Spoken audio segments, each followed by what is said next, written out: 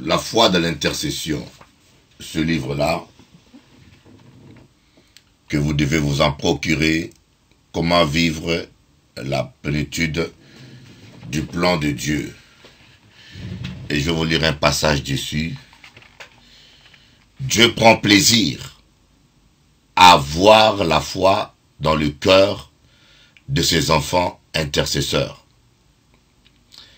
C'est le plaisir de Dieu de voir ses enfants lui faire confiance dans l'intercession. La foi nous permet de quitter la détresse, la vallée de l'ombre de la mort, pour entrer dans la plénitude du plan de Dieu pour notre vie.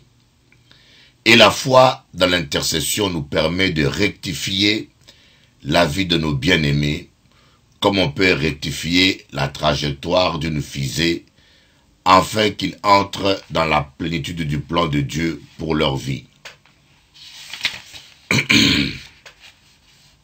C'est pour cela que notre foi doit traverser le feu pour pouvoir briller de plus en plus.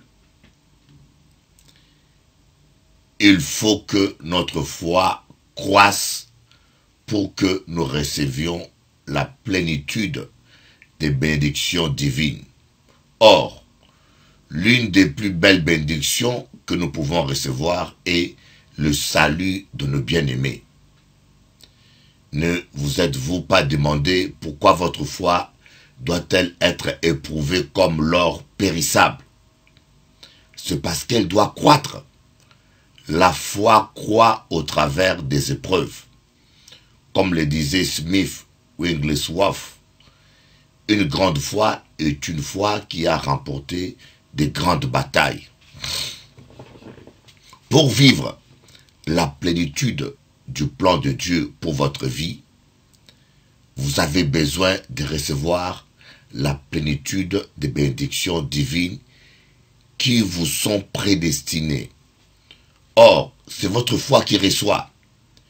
Dieu a besoin de faire croître votre foi par les épreuves pour que vous soyez capable de recevoir demain vos bénédictions prédestinées que votre foi ne peut recevoir aujourd'hui. Une des manières par lesquelles notre foi est mise à l'épreuve, c'est l'intercession. Prier et continuer à prier pour des gens qui apparemment ne manifestent aucun changement est une manière évidente d'exercer notre foi. Les résultats de nos prières ne dépendent pas que de notre foi ou de l'intensité de nos prières, mais d'autres facteurs indépendants de nous dans certaines situations. Par exemple, pour le salut d'une personne que nous aimions, notre intercession pourra préparer le chemin pour son salut, mais ne pourra jamais le sauver car le salut est personnel. Dieu ne peut changer une personne qui ne veut pas librement changer. Alors pourquoi intercédons-nous? Parce qu'il y a des puissances d'aveuglement et d'égarement qui empêchent aux gens de recevoir l'évangile. Et c'est à ce niveau-là que notre intercession est vitale. Ce n'est pas parce que quelqu'un refuse de se convertir que nous devons considérer nos prières comme un échec.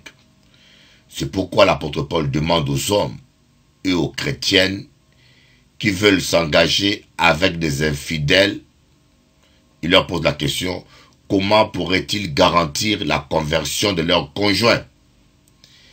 Il y a un témoignage vivant de nos jours sur la puissance de l'intercession et sur la responsabilité des chrétiens à l'égard de leur pasteur. Le ministère du pasteur Yonggi. Le pasteur Yonggi, pasteur de la plus grande église au monde, était au début un grand dormeur dans son ministère. Lui-même a témoigné que son ministère avait pris un tournant définitif lorsque sa belle-mère a fait 40 jours d'intercession pour lui. Il lui était même arrivé d'entrer dans l'église en pyjama parce qu'il dormait pendant que le culte avait commencé. Surpris par le réveil, pris de panique, il s'est précipité dans l'église sans se préparer. Sa belle-mère ne s'est pas mise à le critiquer. Elle s'est engagée à intercéder pour son gendre. Elle est allée à la montagne, elle a creusé un trou dans lequel elle s'est enfermée pour jeûner pendant 40 jours. Après ce jeûne, le ministère de son gendre a changé et est devenu ce ministère puissant que nous connaissons. Si tous les chrétiens faisaient de même pour leur pasteur, quel réveil! Voilà un peu, je voulais partager avec vous ce passage. L'importance de l'intercession. Quand nous intercédons pour le salut des âmes, voyez,